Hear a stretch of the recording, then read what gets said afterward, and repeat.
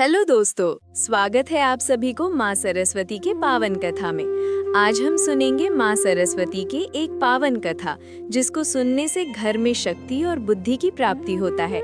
तो चलिए शुरू करते हैं। शुभ समय में पवित्र भूमि भारतवर्ष में एक नगर में एक अत्यंत श्रद्धालु परिवार निवास करता था।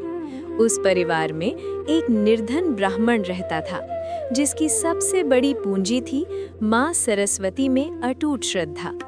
ब्राह्मण की पत्नी अत्यंत सुशील और पतिव्रता थी। घर में धन का अभाव था, पर धर्म और संस्कार की कभी कमी नहीं थी। उनके घर एक पुत्री ने जन्म लिया। बालिका बुद्धिमान थी, परंतु घर की गरीबी के कारण उसकी शिक्षा अधूरी रह जाती थी। माता पिता को इस बात का गहरा दुख था। एक दिन किसी विदुषी ब्राह्मणी ने उनसे कहा, यदि सच्चे मन से माघ शुक्ल पंचमी को माँ सरस्वती का व्रत किया जाए तो माता स्वयं कृपा करती हैं। ये सुनकर ब्राह्मण दंपत्ति ने उसी दिन सरस्वती व्रत करने का संकल्प लिया। उन्होंने नियम बनाए। ब्रह्म मुहूर्त में स्नान, शुद्ध वस्त्र धारण, पीले या सफेद वस्त्र, वाणी में संयम, झूठ, क्रोध और अपशब्द से दूर रहना। माघ शुक्ल पंचमी के दिन ब्राह्मण और उसकी पत्नी प्रातः काल गंगा स्नान कर घर लौटे। उन्होंने एक चौकी पर पीला वस्त्र बिछाया, उस पर माँ सरस्वती की प्रतिमा स्थापित की।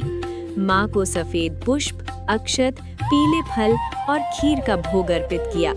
ब्राह्मण की पुत्री ने कांपते हाथों से पहली बार माँ के चरणों में अपना सिर झुकाया। पूजा के समय एक दरिद्र वृद्धा भीख मांगती हुई वहां पहुंची। पत्नी ने बिना सोचे पूजा का अन्न उसे दे दिया। ब्राह्मण को क्षण भर चिंता हुई कि व्रत का अन्न चला गया, पर पत्नी ने कहा, माँ की पूजा माँ की संतान को खिलाकर ही पूर्ण होती है। रात्रि में ब्राह्मण को स्वप्न आया। माँ सरस्वती श्वेत वस्त्रों में वीणा धारण किए प्रकट हुई।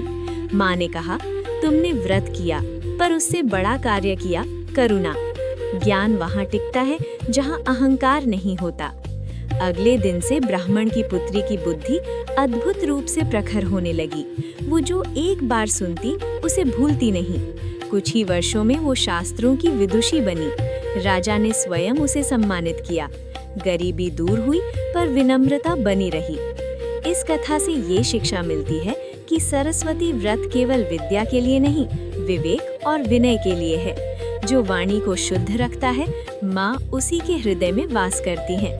दया के बिना किया गया व्रत अधूरा होता है। जो श्रद्धा से सरस्वती व्रत कथा सुनता या सुनाता है, उसकी वाणी मधुर होती है, बुद्धि स्थिर होती है, शिक्षा में बाधाएं दूर होती हैं, जीवन में सही निर्णय की शक्ति मिलती है। वे दैवी सर्वभूतेषु बुद्धि रूपेण संस्थिता। नमस्तस्यै नमस्तस्यै नमस्तस्यै नमो नमः।